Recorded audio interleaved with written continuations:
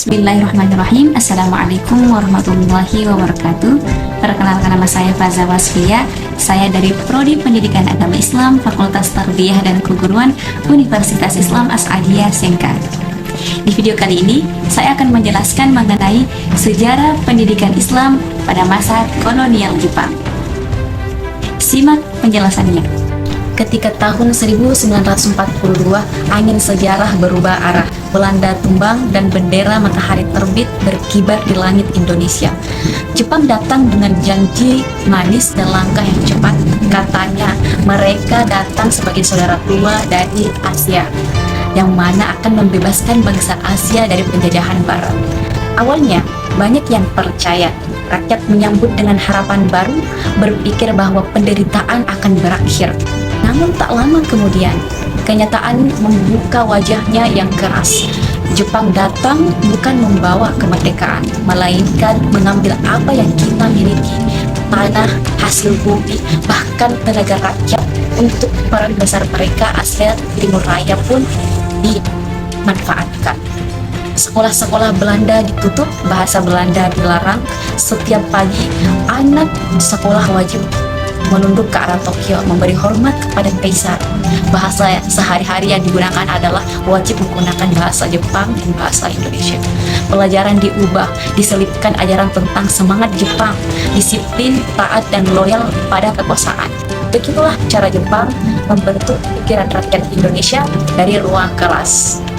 Tapi di balik itu semua ada ruang yang tetap menyala, ruang yang tak mudah dijajah, yaitu pesantren.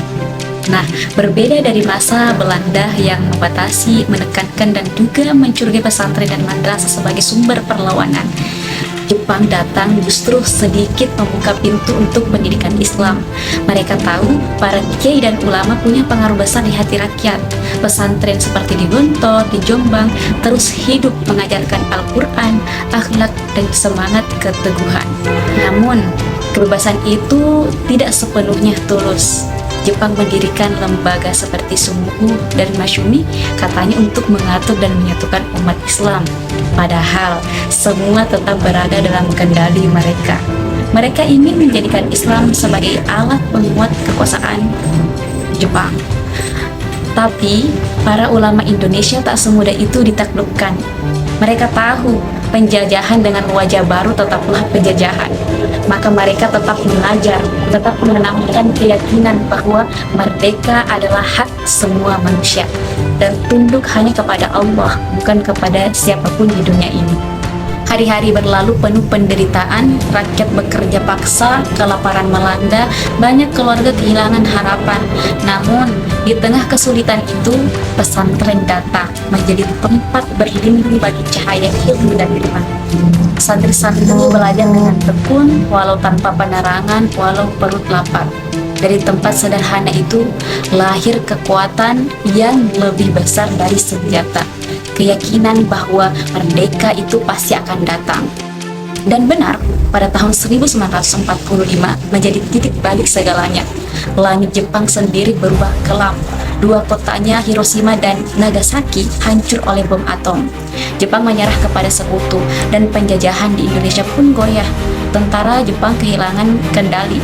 Dalam kekosongan itu, rakyat Indonesia bangkit. Kemudian pada tahun 1945, tepatnya 17 Agustus, suara kemerdekaan menggema. Indonesia berdiri di atas doa, air mata, dan keberanian yang tumbuh dari jiwa-jiwa yang beriman. Masa penjajahan Jepang pun berakhir. Namun dari masa gelap itu tersisa cahaya. Cahaya yang datang dari pesantren dan pendidikan Islam, dari tempat-tempat kecil yang dijaga oleh para ulama dengan kesabaran dan cinta ilmu. Mereka tidak hanya mengajar membaca huruf, tapi mengajarkan arti berdiri tegak. Tidak hanya menulis di papan tulis, tapi menulis kemerdekaan di hati santri. Dan dari hati-hati itulah lahir Indonesia yang beriman, berilmu, dan merdeka. Karena selama cahaya ilmu dan iman masih dijaga, bangsa Indonesia tidak akan pernah padam, bahkan di tengah gelapnya penjajahan. Itulah video dari saya. Sekian dan terima kasih. Mohon maaf bila ada salah. Wabillahi taufiq wal hidayah. Wassalamualaikum warahmatullahi wabarakatuh.